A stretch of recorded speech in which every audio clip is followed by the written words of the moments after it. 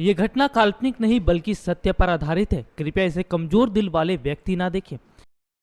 नमस्कार दोस्तों, मैं हूं आपका दोस्त राहुल शर्मा और एक बार फिर हाजिर हूं एक ऐसी सच्ची घटना को बताने के लिए जिसको सुनने के बाद आपके रोंगटे खड़े हो जाएंगे। दोस्तों, आज हम आपको पश्चिम बंगाल के पुरुलिया डिस्ट्रिक्ट से जुड़ी एक ऐसी घटना के बारे में बताने जा रहे हैं जिसको देखने के बाद आपके रोंगटे खड़े हो जाएंगे। दोस्तों, इस घटना का पता करने के लिए हम खुद अपनी टीम के साथ पश्चिम बंगाल के पुरुलिया डिस्ट्रिक्ट में गए हुए थे। दोस्तों, ऐसा करने के पीछे हमारा जो मकसद था वो था आप लोगों को सच के बारे में बताना। हम आपको बताना चाहते हैं कि इस दौरान हम बहुत बुरी तरह से फंस भी खाए थे, लेकिन फिर भी हमने हिम्मत नहीं हारी और आप लोगों के लिए इस जगह से जुड़ी बड़ी ही अहम जानकारी निकाल कर लेकर आए। आइए आपको दिखाते हैं कि पुरुलिया डिस्ट्रिक्ट से जुड़ी वो जानकारी जिसको देखने के बाद आपके रोंगटे खड़े हो जाएंगे। देखिए।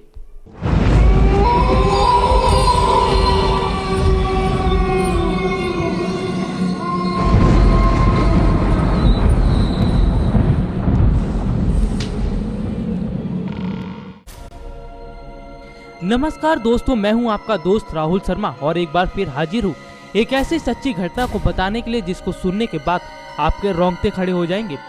दोस्तों, इस वक्त हम पश्चिम बंगाल में हैं और यहां के पुरुलिया डिस्ट्रिक्ट में जाने की तैयारी कर रहे हैं। बताया जाता है कि अगर रात के समय पुरुलिया डिस्ट्रिक्ट में मुसाफिर यहाँ गलती से भी आ जाते हैं तो उनका यहाँ से बचकर निकल पाना आसान नहीं होता है। दोस्तों, इस बात का पता लगाने के लिए आज हम यहाँ पर आए हुए हैं। हमने सोचा कि शायद यहाँ हमें देर हो सकती है, इसलिए हमने पहले से ही एक गाड़ी और कॉटेज बुक कर लिया था। लेकिन हमारे मन में इस जगह को लेकर कई सारे सवाल भी खड़े हो रहे थे कि क्या वाकई रात के समय जो मुसाफिर यहाँ आते हैं उनका पता नहीं चलता है। आखिर बंगाल के इस जिले में ही इस तरह का वाकया क्यों होता है? अगर मुसाफिर यहाँ से गायब भी हो जाते हैं तो उनका पता क्यों नहीं चल पाता है? इससे पहले कि हम इस जगह जाएं, हमने सोचा कि क्यों ना लोगों से इस बारे में पूछताछ कर ली जाए। वहां खड़े एक टैक्सी वाले से जब हमने ये पूछा कि आप पुरुलिया डिस्ट्रिक्ट जाएंगे तो उसने फौरन मना कर दिया और हमें बताया कि वो जगह बिल्कुल भी सही नहीं है। जब हमने उससे इस जगह के बारे में और पूछताछ करने की कोशिश की तो उसने हमें ज़्यादा कुछ नहीं बताया, लेकिन उसने कहा कि अगर आप ट्रेन से पुरुलिया डिस्ट्रिक्ट जाएंगे तो आसानी से पहुँच जाएंगे। हमने सोचा कि हमें ट्रेन से ही सफ़र करना चाहिए। ये निर्णय हमने इसलिए लिया क्योंकि ट्रेन में बहुत सारे मुसाफिर होते हैं। अगर हम उनसे इस जगह के बारे में कुछ पूछेंगे तो वो हमें जरूर बताएंगे। हमने फौरन वहाँ के रेलवे स्टेशन का पता एक टैक्सी वाले से पूछा और उसने हमें पहुँचाने के लिए वहाँ 500 रुपये भी लिए। कुछ घंटों के बाद हम वहाँ के रेलवे स्टेशन पर पहुँचे और वहाँ से हमने कुछ टिकटें खरीदी। दोस्तों, हम आपको दोबारा बताना चाहते हैं कि हम आपको किसी फिल्म की कहानी या फिर कोई काल्पनिक घटना नहीं बता रहे, बल्कि ये घटना सत्य पर आधारित है और इस वाक्य को हमने अपनी आंखों से देखा है और हम आपको इसके साथ शेयर कर रहे हैं। दोस्तों, हमें टिकट मिल गई और हम पुरुलिया डिस्ट्रिक्ट जाने के लिए ट्रेन में पहुंच गए। हमारी ट्रेन शाम 5 बजे की थी और इस वक्त हमारी घड़ी में 3 बज रहे थे, यानी 2 घंटे के बाद हम ट्रेन में चढ़ने वाले थे। दोस्तों, हमें डर भी लग रहा था, लेकिन सच का पता लगाने के लिए हमें इस जगह के बारे में पता भी लगाना था। समय बीतता चला जा रहा था और धीरे धीरे घड़ी की सुइयां भी आगे बढ़ती चली जा रही थी। इस वक्त हमारी घड़ी में करेक्ट 5 बज गए थे और हम ट्रेन में सफर करने के लिए बिल्कुल तैयार थे। हमारी ट्रेन 5:05 पर स्टेशन से निकली। हमारे दिमाग में तभी ख्याल आया कि क्यों ना यहाँ जो मुसाफिर बैठे हैं उनसे पुरुलिया डिस्ट्रिक्ट के बारे में पूछ लिया जाए। तभी हमने वहाँ बैठे एक शख्स से इस जगह के बारे में कुछ सवाल किया। उसने हमारी ओर देखकर बोला कि क्या आप लोग वहाँ घूमने जा रहे हैं? हमने उसके सवाल का जवाब देते हुए कहा कि जी हाँ। हमने ये झूठ उससे इसलिए बोला था क्योंकि हम नहीं चाहते थे कि किसी को इस बात का पता चले कि दरअसल हम वहाँ इस बात की छानबीन करने जा रहे हैं कि वाकई में क्या वहाँ भूत रहते हैं या नहीं।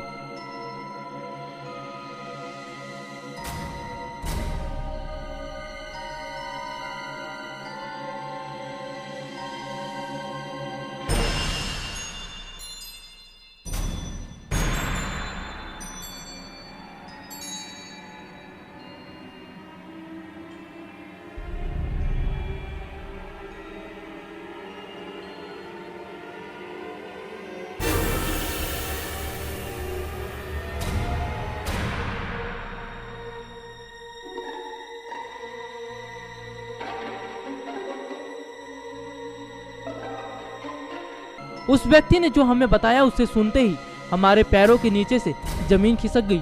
उसने हमें बताया कि ये जगह घूमने लायक बिल्कुल भी नहीं है क्योंकि ये एक भूतिया जगह है और रात के समय जितने भी मुसाफिर वहाँ गए हैं उनका आज तक कुछ भी पता नहीं चल पाया है कि आखिर वो कहाँ लुप्त हो गए। धीरे धीरे हमने और मुसाफिरों से भी इस जगह के बारे में पूछा और उन लोगों ने भी अलग अलग राय दी। समय बीतता चला जा रहा था और पुरुलिया स्टेशन भी नजदीक आ रहा था। इस वक्त हमारी घड़ी में ठीक 7:59 हुए थे। हमें इस बात का बेसब्री से इंतजार था कि आखिर पुरुलिया डिस्ट्रिक्ट कब आएगा और आखिरकार वो जगह आ गई जिस जगह के बारे में हम पता लगाने के लिए यहाँ आए हुए थे।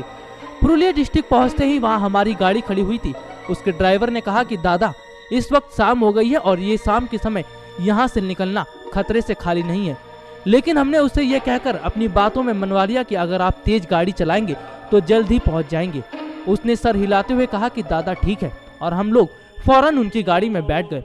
हमारे साथ हमारी टीम भी थी। जैसे ही गाड़ी 8:10 पर पुरुलिया डिस्ट्रिक्ट से निकली तो थोड़ी दूर आगे निकलने पर आसपास जंगल ही जंगल नजर आ रहे थे। उतने में ही ड्राइवर ने हमसे बोला कि आप लोग गाड़ियों के शीशे बंद कर लीजिए। हमने उसके कहने पर शीशे बंद कर लिए। जब हमने चारों ओर नजरें घुमाई तो हमें आसपास जंगल ही जंगल नजर आ रहे थे। हमें थोड़ा डर भी लग रहा था। तभी हमने जो अपनी आंखों से देखा, उसे देखने के बाद हमें बिल्कुल भी विश्वास नहीं हुआ। हमने देखा कि सफेद साड़ी पहने एक महिला हमारी गाड़ी के सामने अचानक से आकर टकरा गई और ड्राइवर ने बड़ी तेजी से ब्रेक लगाया। हम लोग बाल बाल बच गए। वहीं हमने सोचा कि शायद ही उस महिला की जान बची होगी, क्योंकि हमारी गाड़ी की स्पीड 100 से ऊपर ही थी। जब हमने गाड़ी के नीचे उतर कर देखा तो वहाँ कोई भी नहीं था। ये देखते ही हमारी आंखें फटी की फटी रह गई। हम फौरन ही उस गाड़ी में बैठ गए। ड्राइवर से कहा कि वो जल्दी गाड़ी चलाए, क्योंकि हमें इस बात का अंदेशा हो गया था कि यहाँ 1 मिनट भी रुकना खतरे से खाली नहीं है। जैसे ही हमारी गाड़ी थोड़ी दूर और गई तो वहाँ कुछ लोगों का साया दिखाई दिया। हमने जैसे ही उन्हें कैमरे में कैप्चर करने की कोशिश की, हमारा कैमरा अचानक से खराब हो गया। जो कैमरा बिल्कुल सही था वो अचानक से कैसे खराब हो गया? क्या वाकई यहाँ भूतों का साया है? क्या ये जगह इस बात की गवाही दे रही थी? लेकिन हमने अपने मोबाइल से कुछ फोटो को क्लिक कर लिया, लेकिन वो तस्वीरें बड़ी ही धुंधली नजर आ रही थी। कुछ भी साफ दिखाई नहीं दे रहा था। जैसे तैसे हम अपने ड्राइवर के साथ उस कॉटेज तक पहुंच गए जो हमने बुक करवाया था। उसने बताया कि दादा, मैंने आप लोगों से पहले ही इस बात का जिक्र किया था कि ये जगह शाम के समय निकलने लायक नहीं है। हम रात भर अपने कॉटेज में रुके रहे और सुबह होते ही वहां से वापस निकलने का मन बना लिया। लेकिन हमने ये डिसाइड किया कि इस बारे में हम विशेषज्ञों से जरूर पूछेंगे। सुबह होते ही हम वहां से वापस निकल पड़े। लेकिन जब इस बात का जिक्र हमने एक विशेषज्ञ से किया तो उसने बताया कि ये बात सही है कि ये जगह भूतिया है, लेकिन आज तक ऐसे निशान नहीं पाए गए हैं जिससे ये बात पुख्ता तौर पर कही जा सके कि यहाँ भूत रहते हैं। जब हमने उसे अपने साथ हुए वाकये के बारे में बताया तो उसने कहा कि आप लोग सही बोल रहे हैं।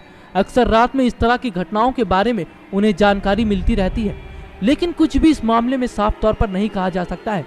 लेकिन उसने हमें बताया कि अगर इंसान की मृत्यु समय से पहले हो जाती है तो उनकी आत्माएं मोक्ष पाने के लिए भटकती रहती हैं। विशेषज्ञों की बात सुनकर हमें इस बात पर यकीन करना पड़ा कि जो हमने देखा वो सच था। दोस्तों, ऐसी ही सच्ची घटना को लेकर आपसे दोबारा मुलाकात होगी।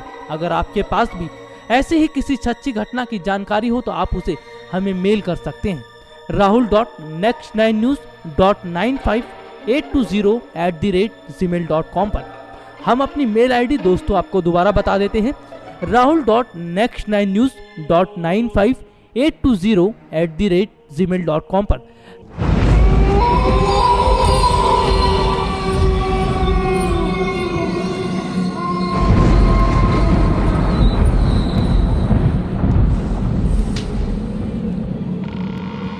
तो देखा आपने कि पश्चिम बंगाल के पुरुलिया डिस्ट्रिक्ट की ये कहानी। हम अपने दर्शकों को ये बताना चाहते हैं कि हमारा मकसद अंधविश्वास फैलाना नहीं। हम आपको बताना चाहते हैं कि पश्चिम बंगाल में शुरू से ही काला जादू और तंत्र मंत्र की विद्याओं का इस्तेमाल लोगों को अपने वश में करने के लिए किया जाता रहा है। बताया जाता है कि भारत के इस राज्य से ही इस तरह की तांत्रिक गतिविधियों की स्थापना हुई थी और धीरे धीरे ये पूरे भारत में फैलती चली गई। दोस्तों, ऐसी ही सच्ची घटना को लेकर आपसे दोबारा मुलाकात होगी। अगर आपके पास भी ऐसी ही किसी सच्ची घटना की जानकारी हो तो आप हमें उसे मेल कर सकते हैं rahul.next9news.95820@gmail.com पर। दोस्तों, हम अपनी मेल आईडी आपको दोबारा बता देते हैं, rahul.next9news.95820@gmail.com पर। तब तक के लिए आप अपने दोस्त राहुल शर्मा को इजाजत दीजिए। नमस्कार।